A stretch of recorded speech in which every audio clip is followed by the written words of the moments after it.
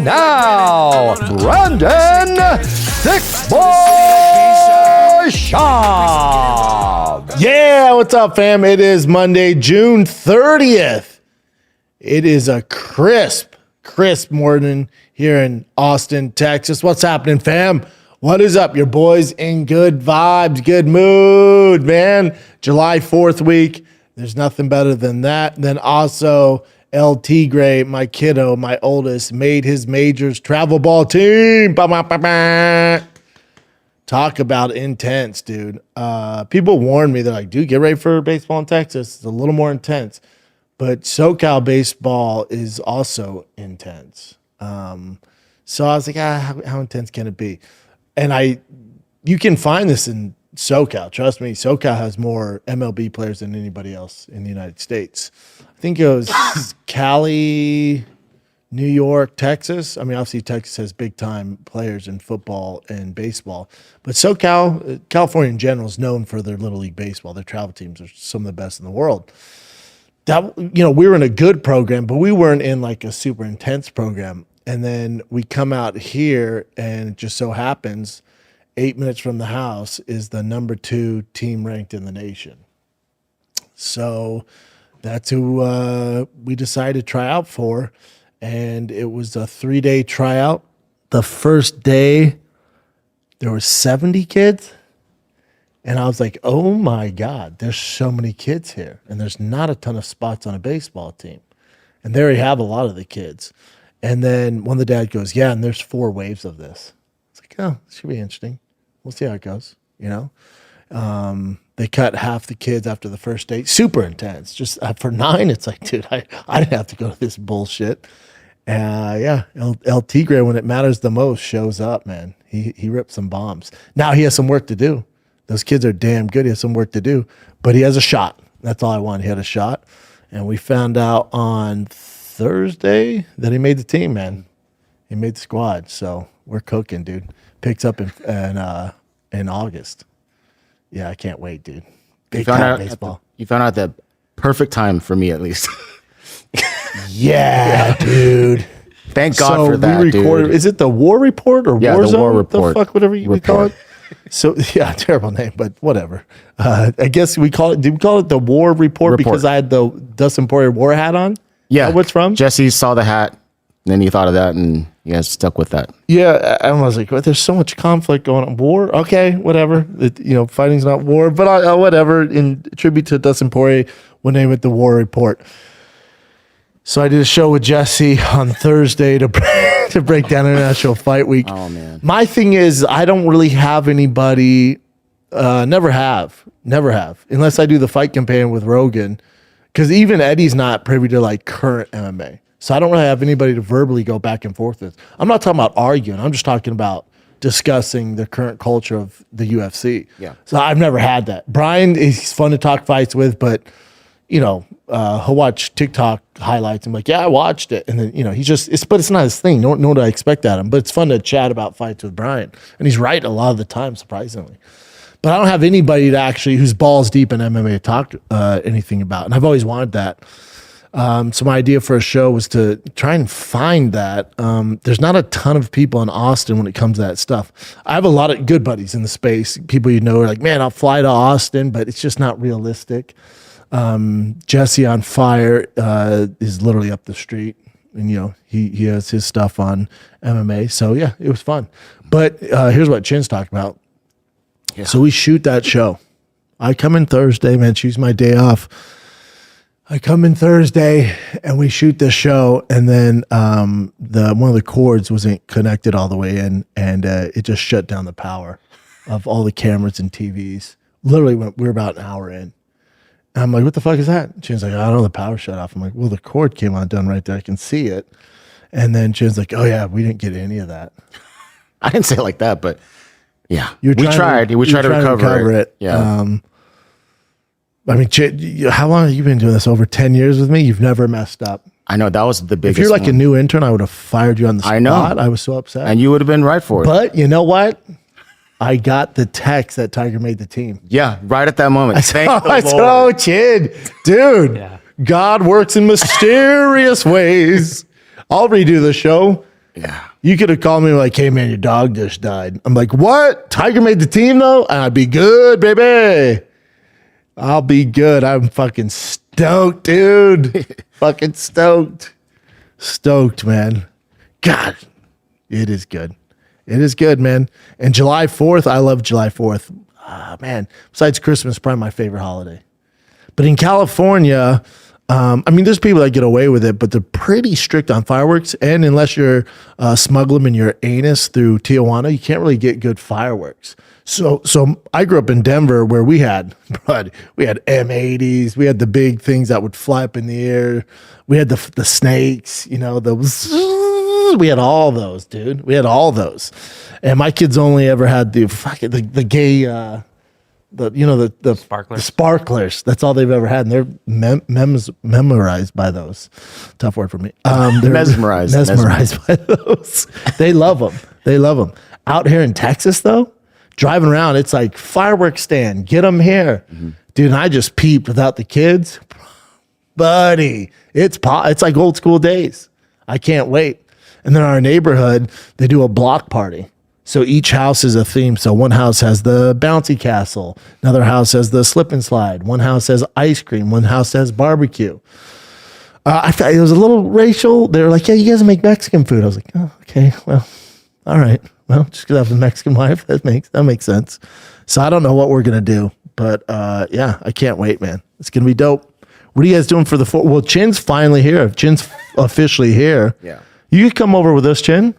We'll see. I might actually go back for just a little bit to see my family. Okay, that's kind of sad. All right. You just got here. Yeah, you just got here. Why would you leave hold on. during the holiday? Dude, it's this week? Okay, never mind. Yeah, it's this week, right. man. You're going to fly in the 4th, dude? No. Nah, come to the crib, man. Meet All the right. fam. Meet the neighborhood. Just good people, dude. Just quality people. Where are you going to do case back in North Korea? Probably barbecue with the homies and the lady. Yeah, have some drinks Yeah, and shit. get That's lucky. cool, man. Maybe a little golf. Get out the old Ooh, rollerblades. that's a good idea. I'll get some tea times right now. Actually. Yeah, man. Yeah, life's good, man. A lot of lake life. People are like, yeah, it's because it's new lake life right now. I'm like, bitch, I live behind the lake. It's just, That's awesome. It's insane, dude. It's fucking crazy. It's so cool. I didn't, Denver has its fair share of outdoor activities, but the lake here is fucking dope, man. Basti caught a turtle and shit. We're on the tube and stuff. It's so much fun. I'm gonna get into fishing. Chin, you and I be fishing buddies. Dude, I can't wait. Yeah, Once everything's settled in, go fishing. Dude, it's great. My favorite thing to do on the lake is wakeboarding. Have you ever done wakeboarding? I have wakeboard. It's great, especially on the lake. Your boy blew out his quad running sprints, trying to show these 9-year-olds that I still got it. So your boy's out for a little bit. Okay. Like I couldn't partake in the festivities yesterday. I can't explode right now. That stresses me out, but it's getting better. It's getting better. We'll figure it out. But yeah, can't wait for the 4th. We got new merch at Drive Fast All Gas for the 4th. They're doing 10 times bonus entries for the 4th. The merch is fire. I'm wearing the new King Shocks collab. It's my favorite shirt we've done. They got a new Kibby Tech one.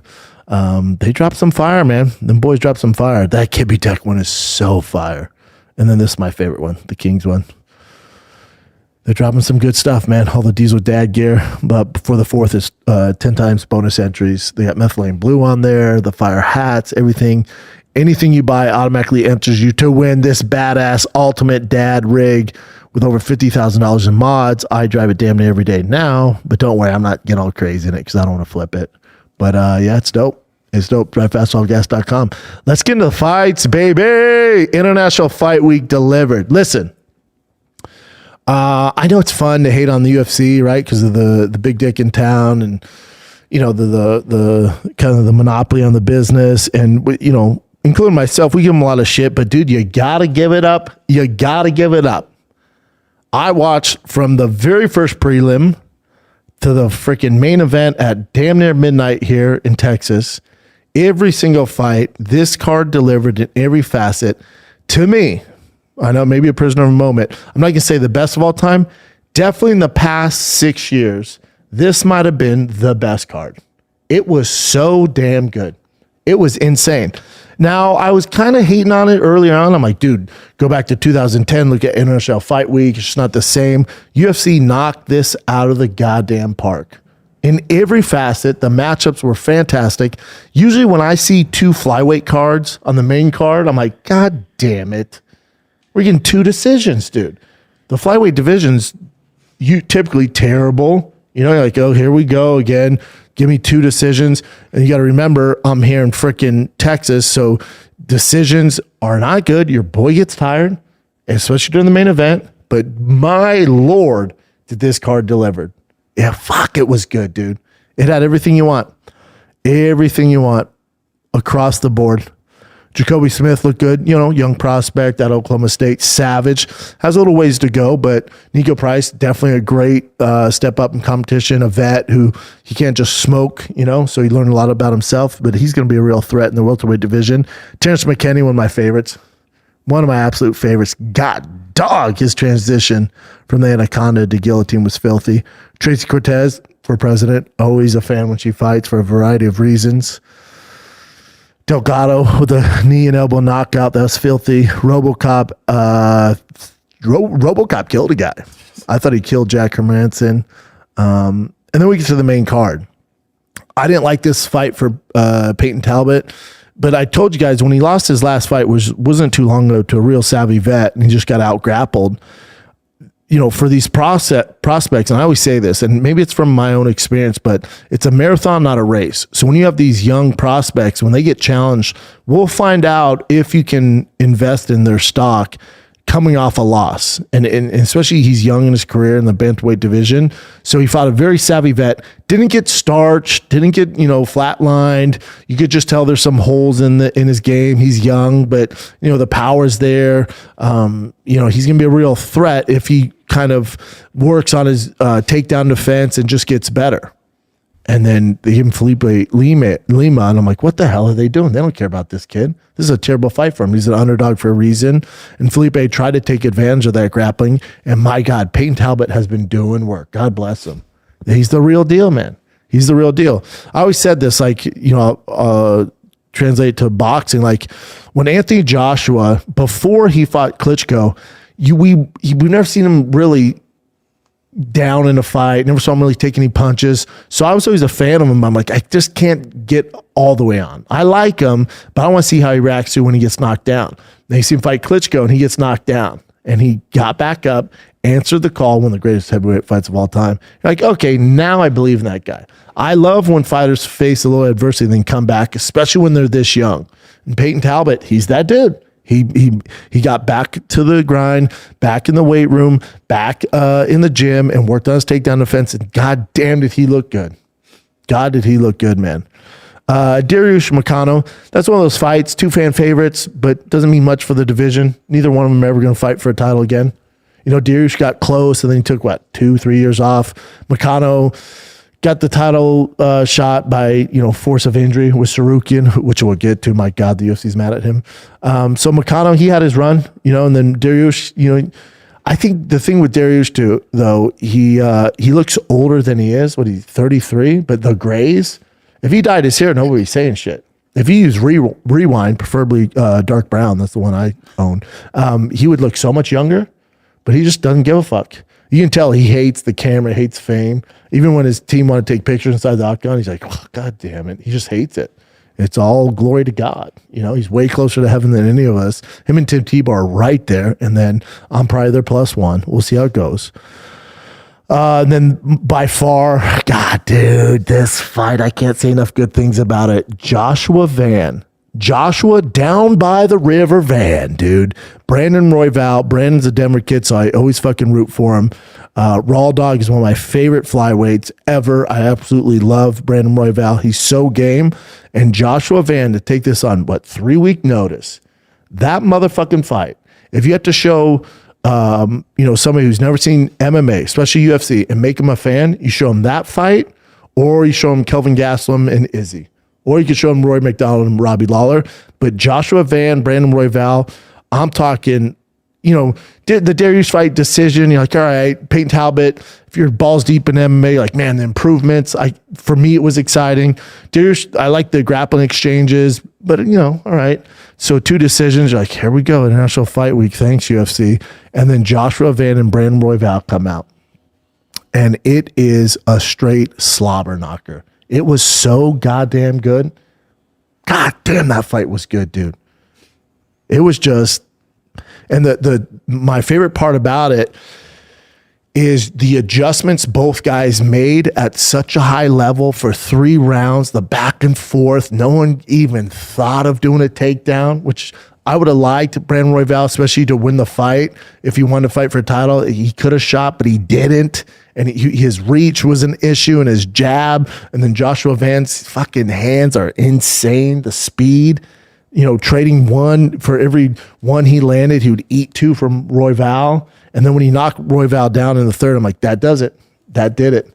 Because I actually had it 1-1 going into the 3rd. And then the knockdown in the 3rd is, I'm like, is the most, kind of biggest moment in the fight. And it's a close fight. You're going to give it to Joshua Van. He won that fight. And then for the UFC, dude, this is what I love about this card. This is what I love about the card. And then for the UFC, because obviously it's a flyweight showcase with Pantoja and Kai Kara France, then Joshua Van, Brandon Royval. And then for the UFC to have Joshua cage side and then him go into the octagon, it's like, that's it, dude. And do you know anybody who doesn't like Joshua Van right now? 23 years old, been fighting for fucking 5 years. 5 years? And the most talented people in the world in mixed martial arts are the smaller fighters at flyweight. You know how fucking good you have to be to fight for a title in the UFC, and you've only been training for 5 goddamn years? Are you kidding me? The kid just has it. He just has it, man. He just has it. I love watching him fight. I'm usually not the biggest flyweight fan, because they're too small to hurt each other. It's like watching my 5-year-old fight. It's like, all right, buddy, let him wrestle. Nobody's gonna get hurt. Similar with this, but then there's these guys that come along. God, he looked good, dude. He just, I'm an instant fan. I can't wait to see that fight. And the UFC takes, maybe it's the TKO influence with the WWE, but they're just set it up so the fans know. There's Joshua Van, there's Pantoja. Boom. Take my fucking money. You could just have that as the main event, and I'll watch it now. I'll watch it now. And now, I don't know, because, again, styles make fights. Joshua Van, Brandon Royval, booked that every fucking pay-per-view. I'd watch it every single weekend. I absolutely loved it. But watching Joshua Van, Brandon Royval, it was just stylistically so goddamn good that I don't want to sound like a hater on Pantoja and Kai Kara France, and maybe because that's how good Pantoja is, but I thought Joshua Van, Brandon Royval looked better than Pantoja and Kai Kara France. And maybe because Pantoja I thought that first round he could have gave it a 10-8 when he had his back and the back control, and literally just Kai Kara France, that's all he worked on, then just gets fucking steamrolled within the first fucking minute. You're like, Jesus Christ, you had 12-week camp and this is what happens right away. But I thought after, especially after this, like midway through the second, Pantoja started to slow down, and he was still dominating. Kai Kara France really didn't ever look that good in any of the rounds, and Pantoja was obviously dominating that, gave it a 10-8 that first round, but he did slow down.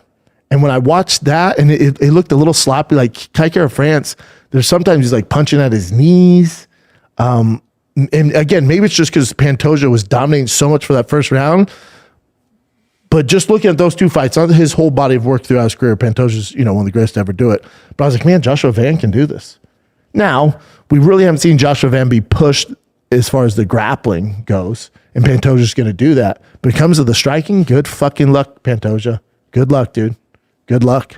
And I pray to God. I like Pantoja, don't get me wrong. I pray to God Joshua Van wins that fight. Joshua down by the river Van is my favorite fighter right now. I fucking love him. He's so goddamn good. Houston boy. Yeah, Pantoja, Kai Kara France. I'm a fan of Kaiker France. He's never been able to get over that hurdle. He lost to Brandon Royval. He's lost to Brandon Moreno. He's never beat the tip of the spear guys, those upper echelon guys. Same thing here. And this one was even close. They fight 100 times. Kaiker France gets finished in under 2 rounds every single time. It's just what it is. It's just what it is. There's nothing you can do. But Pantoja, one of the greatest to ever do at flyweight. But I'm hoping Joshua Van can pull it off. It's a lot to ask for a 23-year-old. It's a lot to ask, I got to be honest. But Pantoja is 35. And I didn't think he looked that great. I know he dominated him in that first round. Got pretty tired, But we'll see with Joshua Van how he answers the grappling questions, because he's going to be pushed in that. And Pantoja's going to be like, hold up. This kid's just wants to stay on the feet and bang? Nah, man. So we'll see. But if Joshua Van can make it a striking contest, he can win this thing at 23. It'd be a big star. Big star. Because for whatever reason, Pantoja, even though he's doing insane things, he just hasn't been pushed into that kind of conversation. He's ranked in the top 3 pound for pound or whatever, but he still doesn't get the respect he deserves. For whatever reason, maybe because they're smaller. Think how good Demetrius Johnson was. He never got his due, and Pantoja's definitely not going to get it. So I assume a lot of people are on my train and pushing for the Joshua Van to get the win there. But then bring in Joshua in the freaking cage, man. I loved it. Like, yes, dude. Yes, let's fucking do it. This episode of the Schaub Show, breaking down International Fight Week UFC 317, is brought to you by Progressive Insurance. Fiscally responsible, financial genius, monetary magicians. These are things people say about drivers who switch their car insurance to Progressive and save hundreds, because Progressive offers discounts for paying in full, owning a home, and so much more. Plus, you can count on their great customer service to help you get what you need when you need it, so your dollar goes a long ways. Visit Progressive.com to see if you could save on car insurance. Progressive Casualty Insurance Company affiliates. Potential savings will vary, not available in all states or situations. Progressive. Then Ilia Topuria, Charles Oliveira. My God, maybe it's because it's 11:30 at night and I was fucking dog tired. I'm like, God, please don't go to decision. And Ilia Topuria, the reason he's kind of this outlier and everyone's going to make Conor McGregor comparisons, which, he's the biggest star we ever had, so it makes sense. And they both came from 45 and went to 55. I get all that. And we've been almost forcing the next Conor McGregor, and it just hasn't come to fruition. But Ilia Topuria is a guy that, listen, there's never going to be another Conor McGregor. It's never happening. The sport's different. Just the landscape's different. You're just not going to get to that level anymore. I actually think it's impossible. But as far as technical-wise, talent-wise, Ilia's there. He's there. His resume is actually more impressive than Conor's. If you look at who he's beat and the way he's done it, he's that guy. He's the next superstar in the current climate we're in. Now, if you're expecting Conor rocket ship stardom, the UFC will never allow that to happen. And just the media is different now. It's just, we live in a different world now. So I don't think we'll ever see that. But when you look at what Ilia Topuria is doing, now the knock on him is going to be like, well, he's beating up older guys. He's not fighting these guys in the primes. And I think that criticism's fine. That's fine. But my rebuttal to that would be, yeah, but they're not like, when Tony Ferguson's last fight or Korean Zombie's last fight, we're like, bro, what are we doing? It's not like that. These guys are still fighting at a super high fucking level at a world championship pace. But I'll give you that. They're not in their primes, but here's why you have to respect it. The way he's winning. He's literally calling his shot and KOing guys that never get finished. Max Holloway, never been knocked out, and he's starching him, mollywhopping him. Charles Oliveira, really, man, to get knocked out doesn't really happen to Charles Oliveira. Dude, and he fucking called it, dude. Now, even I'm a big believer in Ilia Topuria, but I said under 2 rounds. There's no way it's going to be under 2 rounds. But to call him the first fucking round, and then maybe, again, it might be my own thing, but, when you see the night before he's celebrating, Like he already won, and he's like, "Oh, we celebrate the camp and we celebrate this whole like he's living in the moment." Which I'm like, God bless you, man. If you're hopefully you win. Otherwise, this can be a disaster. Everyone's gonna roast the hell out of you for celebrating before you even win the fucking thing. So he's like celebrating before, which is different. He's drinking wine while he's cutting weight. It's just some foreign shit if you're American. Where we're like, oh, what the fuck is he doing, dude?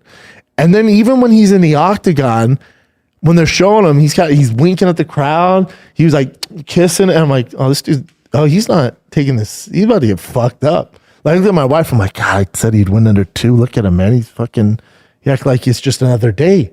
He's fighting Charlie O, man. This guy's a fucking savage. And he's like kissing at his wife or with his girl and his son. He's like, and then just fucking tortures Charlie O, dude. And I said under 2. I didn't expect it to be under fucking in the first round like this. And it, Charlie usually, the reason I made my prediction is because Charlie, even one of the greatest finishers, one of the greatest 55s of all time, but he likes to get hit. His head movement isn't his thing. So he gets in these back and forth exchanges. And I thought Ilia Topuria's power would transfer from 45 to 55. It was the least of my worries. Because we saw him fight Jai Herbert and he fucking murked him. So we know at 55, I thought it would transfer, he'd actually have more power because he's not cutting so much weight. So, and I know Charles gets hit, and it's not like he gets hit later when he gets tired. He just gets hit. That's his thing, and that's why we love him. So I figured it would be an issue for Charles. And dude, when he connected and folded him, dude, oh my God. And then threw down the rows. And then he's different. Again, we're all like forcing this Conor McGregor on him. And he's just different in so many ways.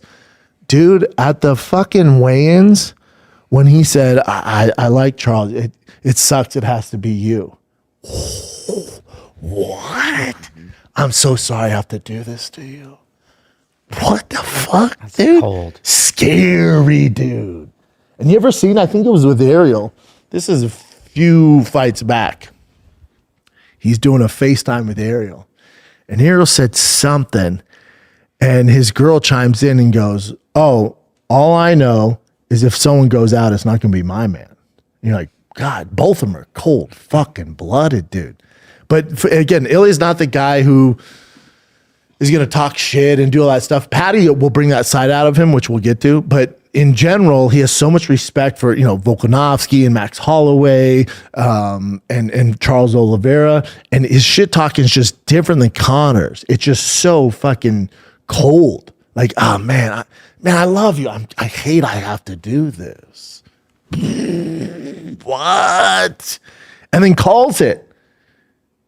And it's literally like it's just a knock around the first round. Hand me another glass of wine. What the fuck is going on? What are we doing? This dude is a fucking freak, dude. He's a freak. And so when he says, oh, I'm going to chase Makhachev down at 170, you got to believe the guy. It's kind of like Conor. Remember, he was predicting all this stuff, and everyone's like, dude, this guy's out of his mind. And then it becomes true because they have so much self-belief. Listen, Conor has a lot of self-belief. Ilia Topuria has so much self-belief. He has a tattoo of his own face on his fucking chest, dude. What the fuck is going on, dude? He's just, you finally have your guy. Like the UFC, we talk about not having stars. You have a mega superstar. That's his face. Oh, shit, I didn't know that. Yeah, that's his face. That's his face. Or Gerard Butler. But that's his face split between a tiger with a T, his logo on top of it. So there's confidence.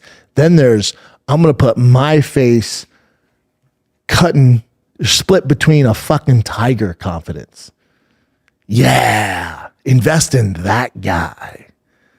It's just so crazy, dude. And we was like this rise. It's my favorite part of any sport, the rise of stardom. It's the best. And I still feel like he has so many naysayers in the sport. Again, MMA is super negative and the fan base super negative. And they're not jumping on the Ilia train like they have other guys for whatever reason. I don't know what it is. I don't know if it's because he's from Georgia, but he represents Spain. Like there's there's a disconnect there, but you're going to have no choice but jump on board. Like obviously Conor in Ireland, it's fucking, it was just this thing. And when we think of like that fucking brawling, you think of Conor and it just made sense, and Mystic Mac, and it was this perfect storm. But with Topuria, again, his degree of difficulty is higher than Conor's, and he's doing it more impressively. And he's just not getting the same rub. I don't know what it is. There's some sort of disconnect there. I don't know what it is. I can't figure it out. And people are like, well, he's beating up these older guys. There's an argument there, but you got to understand the way he's doing it is fucking insane. He's such an outlier. And then again, UFC just taking a page from WB when they allowed Paddy Pimblett in the octagon. Now Dana White in the press conference said he had no idea they shouldn't have done that because his family was in there. When they allowed Paddy Pimblett, I'm like, let's fucking go, dude. Let's go. Now, a lot of you are like, well, Paddy Pimblett's only beat Michael Chandler. I get all that, but it is a fight business and it's show business. So if your argument's like, oh, what about Justin Gaethje, which there's an argument for. What about Justin Gaethje? What about Arman Tsarukyan? When Paddy went up into the octagon, I just pictured Tsarukyan just like, oh, fuck. Like as far as, if you're a purist, Tsarukyan's next. As far as by far, the toughest fight for Topuria, it's Tsarukyan. Not even remotely close. That's a tough fucking fight.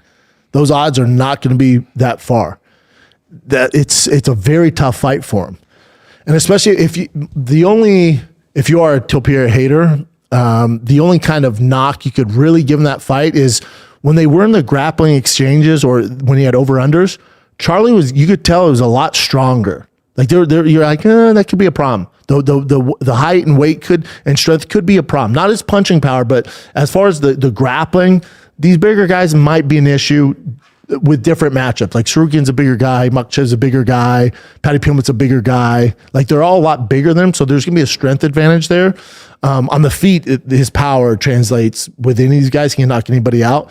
But the one knock, the only kind of chink in the armor I saw was, Charlie looks a little stronger in those over-unders. Like when they're against the fence, he's just a little, you know what I'm saying? I was like, yeah, that could be a problem down the road. That could lead to some trouble, meaning Tsarukyan. So again, if you're a purist and you're like, no, this guy deserves it, this is what's next, Tsarukyan would be next. And he's by far the toughest matchup for Topuria, for sure. For sure, that's a fucking fight. It doesn't sell much. And we're not doing it in a sold-out European stadium. But if this is like regular sports and we just care about the best, fighting the best, it's Tsarukyan. That's not the world we live in. And if you're upset about it, don't worry. There's no reason to be upset because you're going to get Tsarukyan. And he pissed off the UFC. The worst thing you can do is miss weight, especially in a championship fight. He did that. I think there's more to the story. And they're really disciplining him. And his kind of big test was being the fill-in fighter for this. And he made the weight. So I think it's a step in the right direction. But he's not fighting next or maybe even after that. Even though he's the toughest matchup. But that's a tough fight to sell. He's been out for a while. He missed a fight for his title shot. He has some work to do. And that's just what it is. But it's Topuria's toughest fight. But we can sell Paddy Topuria. That's a massive fight. Now, the argument is Paddy ready for that? He beat an older Chandler, and then he jumps the queue and fights straight for a title. It's all about timing, and it's about the story and the narrative and the buildup, and it's there. These guys fucking hate each other. What I can tell you is I would almost guarantee the Paddy versus Topuria fight lasts longer than Charlie O versus Topuria. I can guarantee that. Yeah, I can guarantee that. It lasts longer. Now, can Paddy beat him? You guys know I love me some Paddy, and I believe in him. There's ways he could. I don't think we know exactly how good either guy is yet. I think Paddy, just beating a Chandler, even though he dominated him, it's tough to say if he could beat a Topuria. If he gets hit, it's going to be a fucking issue. But again, Topuria, with a bigger guy in his back, Patty's really good at taking the back when he does get your back. So those could be some issues, but I would say Patty's probably a 3-1 underdog in that fight, if not 4-1. But again, there's a lot of unknown there. But as far as what the companies do next, what's best for the UFC, and when we need stars, oh buddy, it's Patty Topuria. That's a fucking mega fight, dude. Mega fight. Did he earn it? I don't know. But show business, and that's the fucking fight. And you're doing that in a sold out fucking stadium in Europe. Pick anywhere you want. Nothing sells out. We're going fucking gangbusters numbers with that. Gangbusters, dude.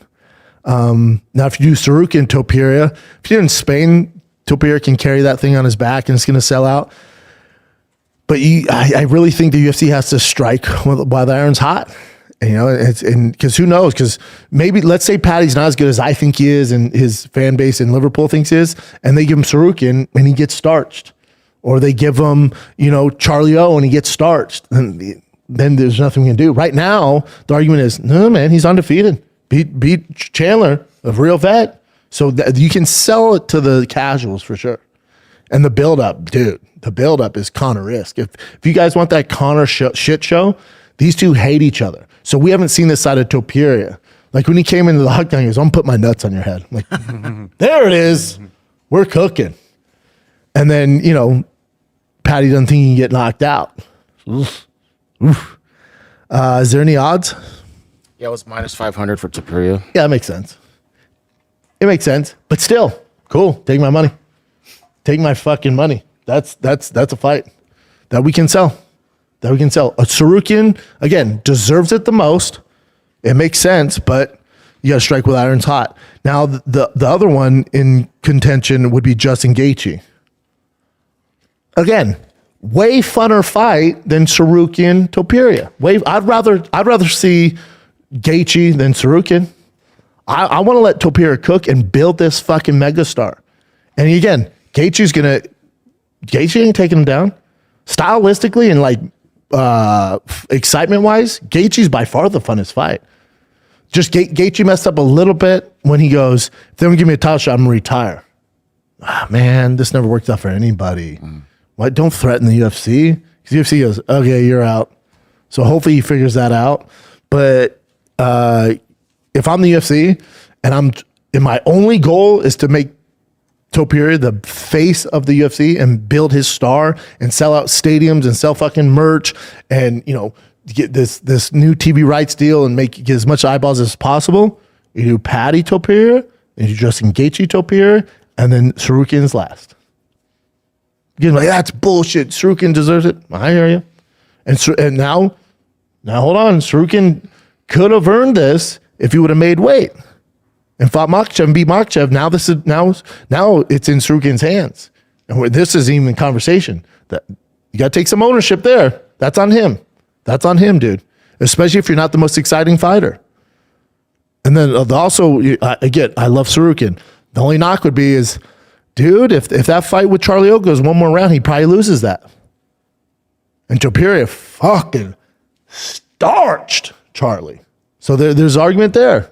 But Tsarukyan needs to take accountability. This isn't fair. I deserve a title shot. Yeah, we gave it to you. You fucked it up. You're the one that didn't make weight. Said you hurt your back or whatever the fuck it was. We tried handing you the keys to the castle. You dropped the fucking keys, dude. Now we're putting it on the back burner. That's how it goes. So, the Tsarukyan fan base, I get it. I love him too. He's a fucking monster. By far the closest odds of any of the three matchups I just told you. But unfortunately, he fucked up. Now he's paying the price. As far as just entertainment-wise, Patty Topuria's the motherfucking fight. No brainer. Strike with irons hot. Make as much money as possible. Get the most views possible. And the other thing is, what if Patty won? I told you, Patty, I've been around a lot of fighters. The closest thing we have to Conor McGregor as far as having the it factor. That fucking kid just gets it. He has it. He beats Topuria. What if he did? Because again, the minus 500, I get all that. I get all this. Topuria, Justin Gaethje, minus 400. Even Topuria, Tsarukyan, minus 300. That's a little too risky. But Patty's fucking. We don't know a lot about Patty. We don't. Patty could do it. Patty could do it. But again, if I'm the UFC, again, you guys are like, Tsarukyan deserves it. I'm with you. If you're the UFC, though, and you do Payton Talobott, it's a win-win, dude. It's a sold-out fucking giant stadium Europe somewhere, or Spain, whatever the fuck you want to do. Put in Spain, put in the UK, whatever you want to do. It's selling out. You're getting a huge fan base on it. Topuria wins, cool. Build his star higher. We got the next guy, Justin Gaethje, waiting for him, or Tsarukyan. Keep building him up. If Patty wins, you got another. And let's say it's a back and forth fight. You're just doing a rematch, making money. Who knows how long this goes? It's fucking dope. It's dope. And Patty's fucking big. So who are we not to say if Patty somehow surprises all of you and beats Topuria? Let's say he chokes him out. Say he got his back, choked him out. Patty's a big fucking boy. Still walks around. That show I shot with him was fucking 240. He's huge. So fat. He's getting better, but he's so fat, right? Patty the fatty, right? But who's to say he doesn't go, oh, Topuria, your dream was to go up to 170 fight Islam? Now I'm doing it. So for the UFC, it's like, dude, we can't lose here. Don't fuck this up. Don't fuck this up. Don't listen to the hate. And no, it has to be Tsarukyan. I'm with you. He deserves it. But we got to make money. We need stars right now, and we're cooking. And you promised us these huge title fights. You lost John Jones and fucking Aspinall. That was a shit show. Islam Topuria never happened. We've been promised all these fights. Conor coming back. None of it's happened. Don't fuck this up. Don't fuck it up. And it writes itself. Patty and him are already in there talking shit. They have beef before. That's it, dude. That's it. But I was driving here laughing this morning. All I can think of is Justin Gaethje's in the crowd for International Fight Week. Sarukyan's in the crowd. And when Patty got up, I see them just, oh, fuck. You just have two wars. Like, and Tsarukyan deserves it. He's just like, motherfucker. If I'm Tsarukyan, I'm jumping in that cage like, no, wait your turn. And it's this Royal Rumble in there, dude. Just to keep my name in the hat. Because right now, nobody's talking about him. No, unless you're Armenian, nobody's fucking talking about Tsarukyan. Tsarukyan should have ran through security, jumped in there, and be like, Patty, fuck you. I'm next. I deserve it. That would have been dope. But now, you know, I picture that meme of that dog holding the cup. It's like, it's fine. Everything's on fire around Tsarukyan. It's fine. Insert here. It's fine. It's not fine. You're losing your title shot. You know? And then Justin Gaethje's like, God, man, I'm going to retire if I don't fight for the title. But he can't be too mad. You know, he can't be too mad. It's like when you didn't record that show, Chin, but I got that good news, dude. You know, like for Gaethje, you're not getting the next title shot, but you won a Ferrari. Life ain't that bad, big dog. You know. Yep, that's it. But put Tsarukyan's face on the dog. This is fine. That's Tsarukyan at T-Mobile Arena, sitting there when Patty won the cage. This is fine. No, it's fine. I'm okay with the events that are unfolding currently. This is fine. That's okay. Things are going to be okay. That's him. Melting. That's Tsarukyan right there. That's fucking hilarious. Spot on. This summer, Pluto TV is exploding with thousands of free movies. Summer of Cinema is here. Feel the explosive action all summer long with movies like Gladiator, Mission Impossible, Beverly Hills Cop, Good Burger, and Transformers: Dark of the Moon. Bring the action with you and stream for free from all your favorite devices. Pluto TV. Stream now. Pay never. What a card, though. What a card. My God. Bravo, UFC. Bravo, man. I loved it. This just reminds you why you're such a fan of the UFC. And if you missed the prelims to the main card, God, you fucked up. It was so good, man. Yeah, fight of the night, Joshua Van Brand, Roy Val. No shit, dude. No shit. Fight of the year, dude. My God, it was good. My God, it was good. Bravo. I loved it. Fucking loved it. Couldn't wait to come in here. Talk about it. I loved it. Absolutely loved it. Topuria is that guy. Topuria is that guy. But if you guys are expecting the Conor rise, it's just a different world now. That will never happen again. The Rondas will never happen again. The Royce Gracies will never happen again. The Brock Lesnar, all like that insane meteoric rise. They're too big now. It's too big. They're in a different atmosphere. They just are, you know? They just are. And with Conor, remember he would do that. Remember the gorilla walk, and then you have NFL players and NBA players emulating it. It's just Topuria's just his own different animal. He's just different. Now you have like Ramos, some big Premier League guys who love him, and he's in his corner. But as far as Americans get on board, again, I don't know what it's going to take for him to get to the next level as far as stardom. People know him here, but it's not that Conor effect. It's just, it's not even like the Nick Diaz effect. Or Nate Diaz effect. It's just not there right now. And again, I don't know if it's because, like, my dad was like watching, he's like, wait, he's from Spain? I'm like, no, he's Georgian, but he represents Spain, and it's just like, all right, it's like the Lennox Lewis thing a little bit. I don't know what it is, but it's like, fuck, people get on board. He's born in Germany. It's a shit show. It's a shit show. It's a shit show. Wait, you look him up. Hold on. He's born in Germany? Yeah, man. But he's Georgian? Yeah, man. But then he claims Spain? Yeah, man. It's just, So Topuria was born in Germany to Georgian parents who were refugees. At the age of 7, he moved to Georgia with his family. Started Greco-Roman wrestling. So at 15, because of the Georgian War, he moved to Spain, So it's a lot to take in. It's a lot, But he's just kind of riding with Spain, which is good for him. Yeah, when he dropped that rose, like, ooh. Cold-blooded. Yeah, but he's beating up older guys. I know, but the way he's fucking starching these legends, you don't understand. If you just started following the sport since fucking COVID, you don't understand. He's flatlining guys that can't be flatlined and telling you he's going to do it. This is not normal. This is not normal. This is fucking insane what you're watching. Get on board. Yeah, but where's he from? Oh, dude, he's from Germany, Georgia, Spain. Pick one. You got 3 you can pick. You pick, dude. He's great.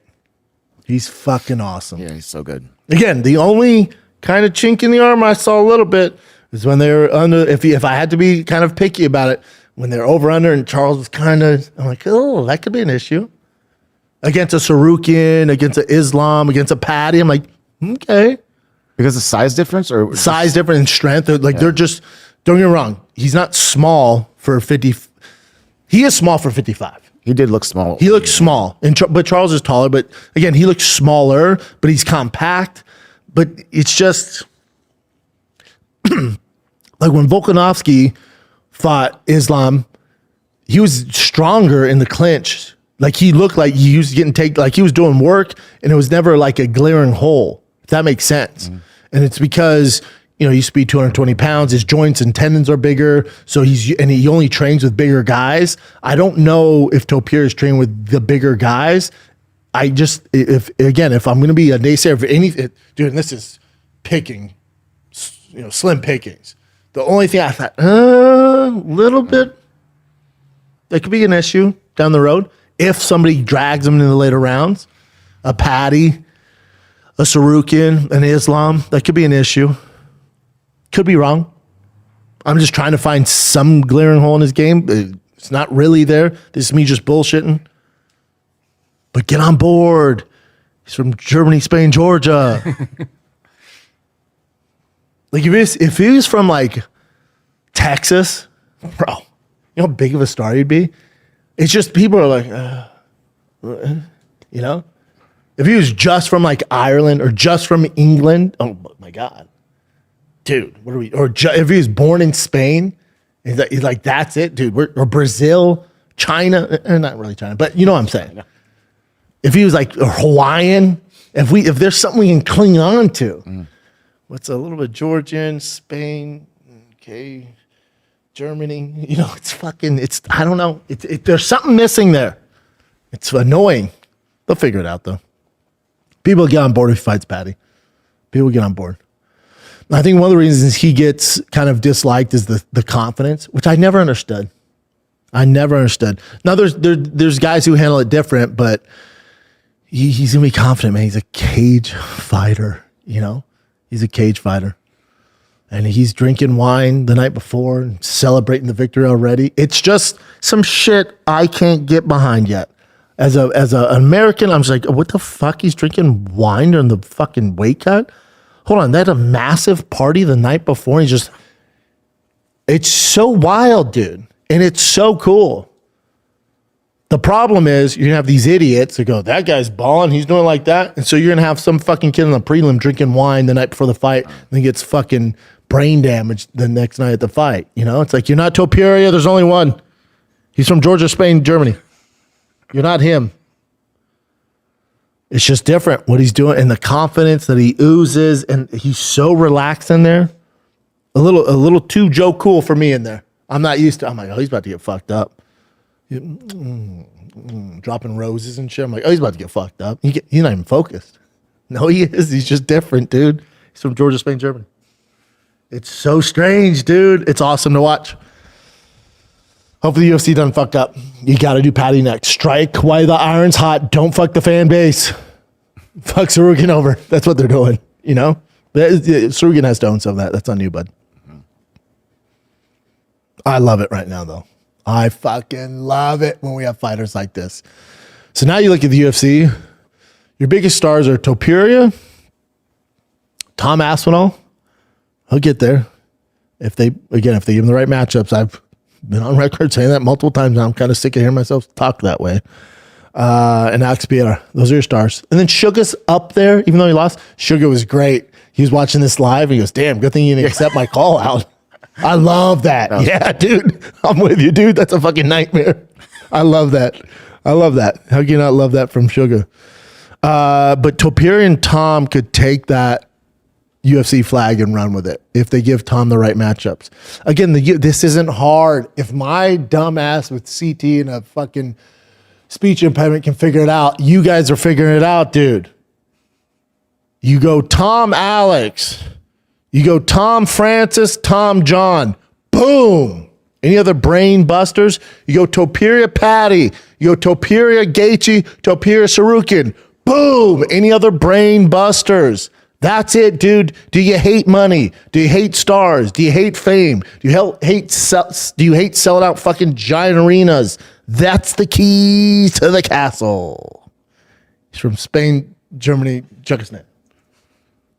He's all over the board. He's for everybody. That's what he is. Yeah. He's for everybody. He's a man of the people. He's a mutt. He's for everybody. Nobody's claiming him. Spain kind of is because he's a star, you know? It's like Lennox Lewis when he's cooking Canada was like, I guess we'll claim him. And then England was like, no, maybe we will. And then he just never got the fan base behind him.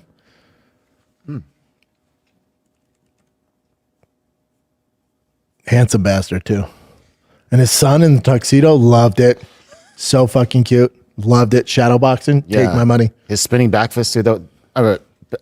Spinning elbow was So sick. good. Yeah. So good. Spain, Germany, Idaho. He's fucking wherever you want, dude. Whatever you want, he's that mix. We just need to get behind him. Please get behind him, dude. He's so talented. And when they ask him, like, you're predicting you're knocking out fucking Charles O in the first round? Like, no one's ever done that.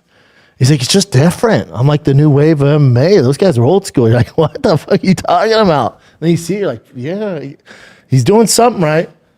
And again, with me, I don't like when guys change camps and change scenery. And like, he was at some new gym where the soccer team's at, like the Olympic like facility. He's like, yeah, we can't train our old ones, so we decided to move things here. And me, you know, I'm superstitious. I'm like, oh, that ain't good. He's not in his surroundings. Wait, he's celebrating the night before and then drinking wine during weigh-ins? Dude, he's imploding.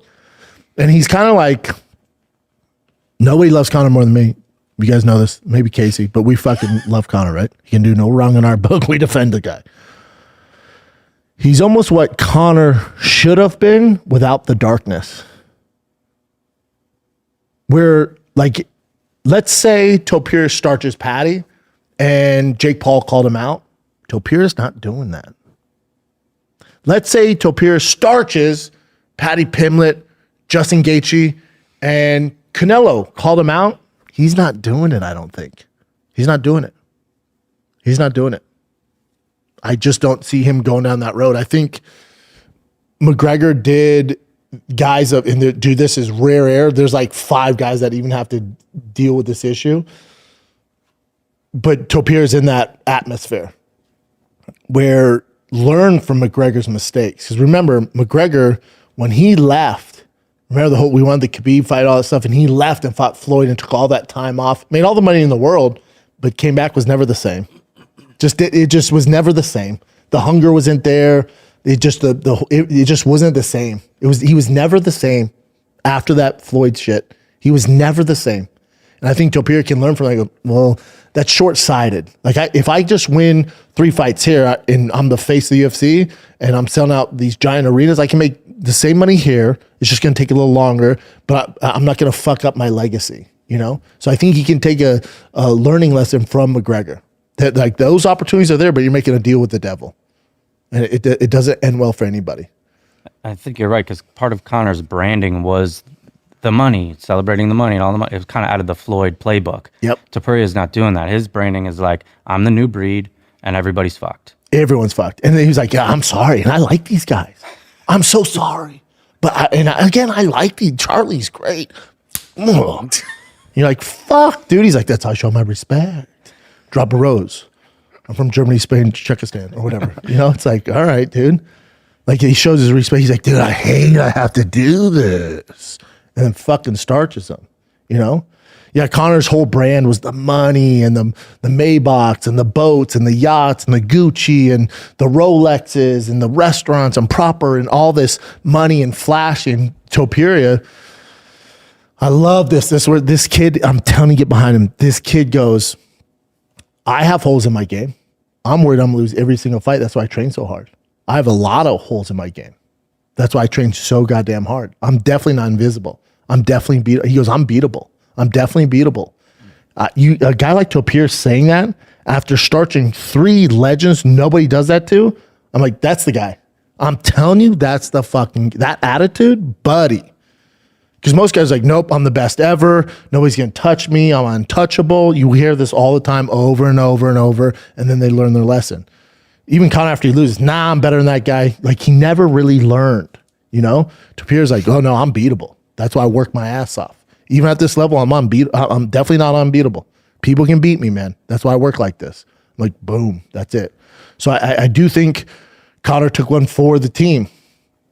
And he made all the money and he's doing his thing. But as far as legacy goes, Topuria's just on it. He's learned that that's a deal with the devil. And I don't think we get a Jake Paul Topuria, a Canelo Topuria. I don't think he's gonna do that. I just don't. Could be totally wrong. And a year from now, he's like fucking has a crown made of fucking gold and money, you know, has his flags of where he's from all up here. You know, he's like this. It could be wrong. But I don't think so. I don't think so. And that's what's awesome about him. What do you got, Chid? All right. Are you guys on board with Topuria like I am or no? Absolutely. 100%, dude. Absolutely. Right. Dude, he's the first person that I think like, you know, the whole cocky versus confident? He's just so confident. It permeates. I can actually feel his confidence. It's not cocky. Yeah, and I don't get how that's not inspiring to people. That's why I don't like. There's haters with, you know, they're not happy in their lives, so they hate when they see a confident alpha male, and that's a whole different subject, and that's always going to exist. But just for the regular people, like, yeah, Topuria's pretty good. I just can't. I'm like, I don't get it. The guy's fighting Charles Oliveira, Dude. The greatest finisher ever in the UFC, never gets knocked out. That dude from Germany, Spain, dude, he's fucking saying he's gonna knock him out in the first round, and did it. Max Holloway, never been fucking knocked down, dude. He was, I'm gonna knock him out. Then he did it. Volkanovski, he did it, dude. If that's not inspiring, dude, you're a fucking cuck. If that doesn't inspire you to whatever avenue you're in your business, if a guy that comes on like this and doesn't inspire you, man, you drinking that haterade, bud. You just put the haterade down. Embrace it, dude. This shit is so amazing what he's doing at such a high level. That should inspire you, not make you angry. Now, one of the issues why he gets the hate is because he's beating people's favorites, all-time favorites. There ain't nobody in the world who hates Volkanovski. First team all nice. First team no drama. One of the best to ever do it. He starches him. All right, people are upset. That's his job, dude. Max Holloway, do you know anybody who hates on Max Holloway? First team all nice. First team all violence. Everyone fucking loves Max Holloway. Starches him. Charlie O, fan favorite. Oh my God, people are booing Topuria when he's walking the fucking octagon. Starches him. But again, don't get it twisted. He's not degrading these guys. He's not talking shit. He's not throwing fucking stools through a bus. He's not talking about his dad, his family, call him an inbred. Remember the Conor shit? It got so dark. So if that's what you guys are looking for, none of that's inspiring to me. None of that's inspiring. I don't need a guy to go talk about some man's family or make it personal to make the fight intriguing. That's some hoe shit. Now, some of it's organic, and Khabib and Conor actually hate each other. I'm like, all right, take my money. But in general, I don't need that. I need two of the highest level fighters in the world. And if shit talking happens like Patty and Topuria and it's natural, I'm in. All right, cool. But we don't take it over the top. We don't make fun of someone's religion, make fun of their family, their personal life. That's hoe shit, dude. You don't need to do that. You don't need to do that. Topuria is one of the greats, man. Topuria is one of the greats. Yep. Let's take a little break here and we'll get right back in this juicy ass episode. This episode of the Shop Show is brought to you by Sure Shot. This is no snake oil. This is the real deal. The world's first alcohol detoxifier that reduces blood alcohol content in as little as 30 freaking minutes. You're going to drink this July 4th, man. You're going to drink. There's fireworks. Don't blow off your hand. Sober up in 30 minutes or less with Sure Shot. Sharper mind and body, liver support, well-being boost, gut support, hydration. We got it all. Have those drinks, but make sure you have your companion Sure Shot. Just go to SureShot.com, promo code Brendan, get 10% off. Go to your local Bevmo. They're on TikTok Shop, Amazon. They all over. It's Sure Shot, SureShot.com. Happy 4th. Let's get back to the program. All right, what do you got, Jen? Okay, so Jake Paul also fought over the weekend, and he beat Julio Cesar Chavez Jr. Unanimous decision. And, of course, Holly Holm beat her. Yeah, Holly. Get it, girl. I love Holly. Yeah. Yeah, this one, I bet it sold 10 pay-per-views. It's like I'm in the business and nobody asked me about it. Like no one talked to me about it at all. It keeps Jake busy, and obviously the brand and the Jake Paul brand, he wants to be, for whatever reason, solidified in the boxing world, which I don't get why he wants that. I think he miscalculated this one. Julio Cesar Chavez Jr. hasn't fought in like 4 years. And before that, he's known as being undisciplined. He fought Anderson Silva, lost to him. So he's like, look, real boxer. And the boxing community's going, no, he's not. We actually can't stand that guy. He's actually super undisciplined. And his dad's the greatest boxer of all time. And this kid fucked it up. Like, we actually don't fuck with him at all. And also, you're fighting him. He hasn't fought in 4 years, dude. Like this actually, you're going 2 steps backwards. And you didn't finish him, So for Jake, again, get your money, dude.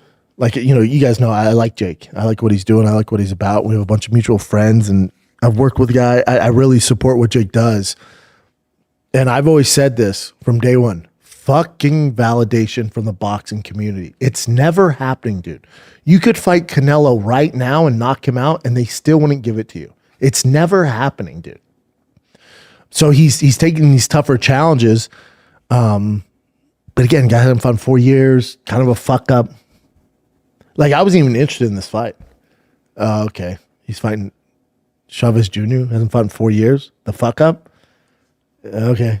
Yeah, typically I would look at clips and stuff, but I didn't even like look for clips. I haven't even seen a single clip. But these are the disclosed purses. So Jake made $300K. Chavez made good for Ramirez, 1.5, balling. Now Jake Paul, remember, it's his promotion, so he's making money off everybody in the ticket sales. So he's making way more than that, way more. Again, get your money, dude. Do your thing. Proud of you. You found a lane. Fucking stick with it. Piggybacking off of that, so he did 2 different statements after the fight. One was he's in talks with Anthony Joshua, like they're DMing each other, and they pretty much like said that they're going to fight each other next year. So that's one thing. Such a bad idea. Now, I'll say this. The narrative on Jake Paul, and he will never outlive this, is these fights are fixed. I'm here to tell you they're not fixed. They're not. He's just fighting guys he can do this to, and the matchups are all calculated, but nobody's taking a fall. There's none of that shit. With Ben Askren, with the Woodley fights, nobody's taking a fall. No one. If that was the case, what happened with Nate Diaz? Oh, your boy who's Mr. All Street. You think Nate's taking a fall in any fucking capacity? No, Nate wasn't even close to winning that fight. No, he's being smart and strategic, fighting older fighters he can beat up. That's what he's doing. So it's not fake. It's all calculated as far as matchups in order for him to continue to win. That's all it is. But I'll say this. If he fights Anthony Joshua and it's competitive at all, it's fixed. I'll tell you that right now. If he goes in there and it's a decision against Anthony Joshua, and I love Jake. Jake knows this.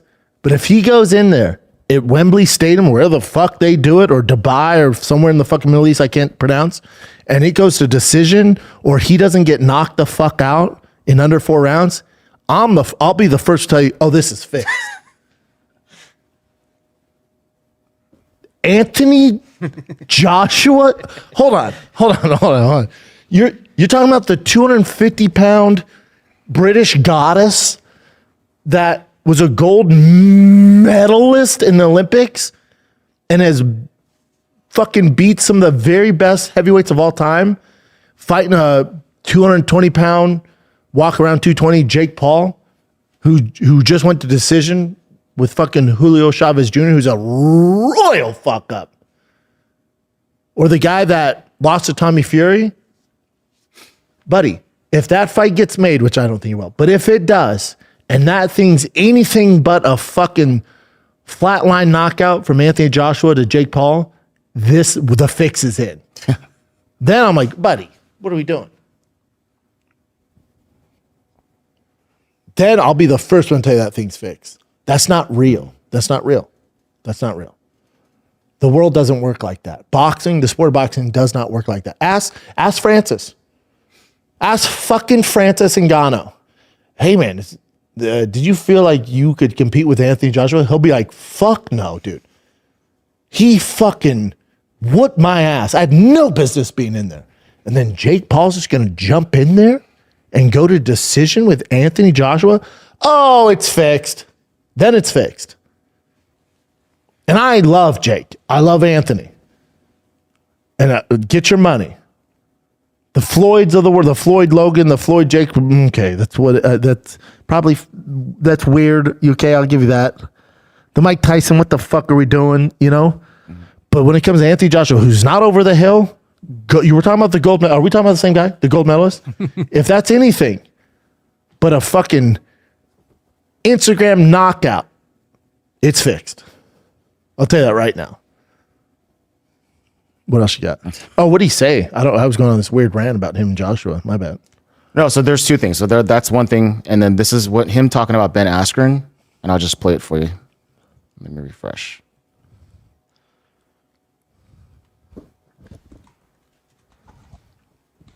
Damn it. And it's so sad. And right when you need these companies, they're not there. He's talking about insurance companies. And it's fucked up. And his insurance denied him to get the double lung transplant, which is also one of the most expensive surgeries, which is why they denied it. And it just sucks. It sucks that no one's doing anything. I was obviously super busy this week, so we're figuring out the donation now, but none of these people like Dana or anyone's stepping in, so I feel like I have to do something, and that's really all it is. That's Jake Paul, by the way. That's Jake. Yeah, so he's trying to work on a he's a donation good fund. person. I'm telling you, I know the boxing community and the MMA community hate him. As far as like doing things behind the scenes, like that's Jake. Mm-hmm. I know TikToker, Disney kid, all that bullshit. But when it comes down to it, the nuts and bolts, dude, he'll take care of people. He just does. He's also inspirational. Like, dude, we never thought he would do this in boxing. Remember, we were like joking, we were laughing about like him. Dude, again, if you can't step outside and look and go, hold on. This YouTuber who's financially set, him and his brother, both of them, But let's focus on Jake for a second. These YouTubers, and Jake came from Disney especially, and they don't have to. They could make money playing fucking Twitch or checkers and make all the money in the world, and they're not struggling in any fucking facet. They have all these businesses. He doesn't need to box, but he decides to go down the toughest fucking road and box. Even though they're MMA fighters, they're still fucking tough guys, and he's beating them. If you can't just step out for a second, I get it if you're boxing purist, you're like, this fucking guy, I get all that. But if you can't step out and go, I respect it. I respect the hustle. You're just a fucking loser, dude. You're just a stone cold bitch. You're just a loser, dude. If that's not inspiring, again, maybe the way he's fighting or the way he talks shit or the buildup of some of the fights, if you don't agree with that, I get. But if you can't step out and go, from Disney to that, that's fucking pretty cool, man. Mm-hmm. We'll never see it again. That's pretty cool. How much does he make a year? Off boxing? Yeah, dude, he figured it out. If that doesn't somewhat inspire you to get your shit together, you a hoe. It's crazy what he's doing. Crazy. Now, do I agree with the Chavez Jr.? No, but I appreciate I respect what he's doing. The Anthony Joshua, again, if that thing is not a fucking brutal KO, the fix is in. But still, up till then, what he's doing is fucking wild. So this is good news. So that was a press conference that happened over the weekend, but today, Amy Askren, Ben Askren's wife, posted this about Ben receiving an actual transplant. So we are so thankful to share that Ben has received a double lung transplant. So that means they have to take it from somebody's dead. Yeah, someone died, yeah. Because I couldn't donate both my lungs, so I'm fucked. Then I can't breathe. You know what I'm saying? We are forever thankful to the donor of his family. This is the beginning of a new lifestyle for Ben. But every day he has it as a gift. It doesn't feel real that he was walking around completely healthy just 5 weeks ago. So much can change so quickly. Oof. Please keep Ben in your prayers that his body welcomes the new lungs as if they were his own. I'm constantly in awe of all the people carrying us through right now. I can't wait to tell Ben all about it. Hopefully in the coming weeks, Ben will be able to give the next update, but hopefully we'll wait until the drugs wear off. Man, poor Ben, dude.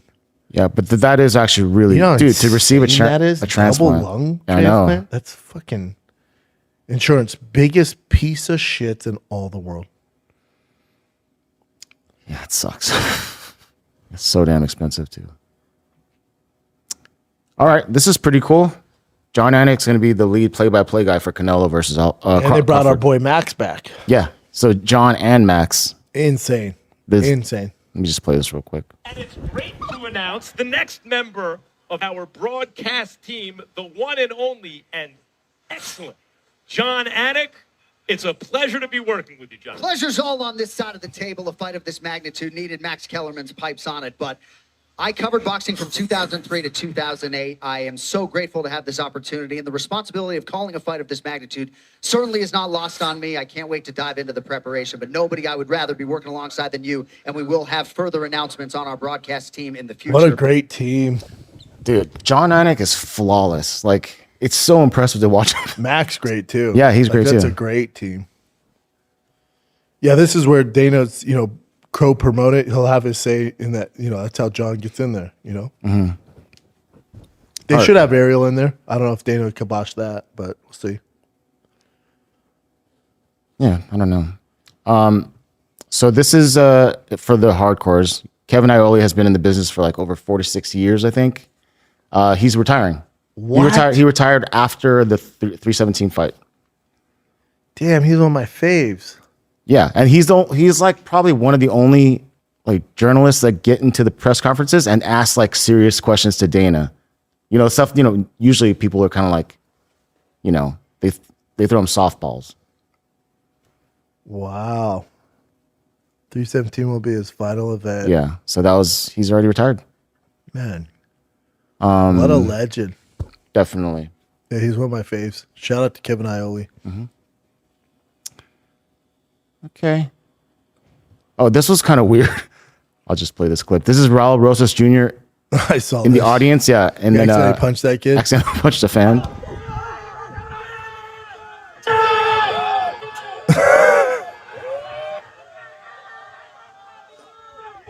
It was all good though.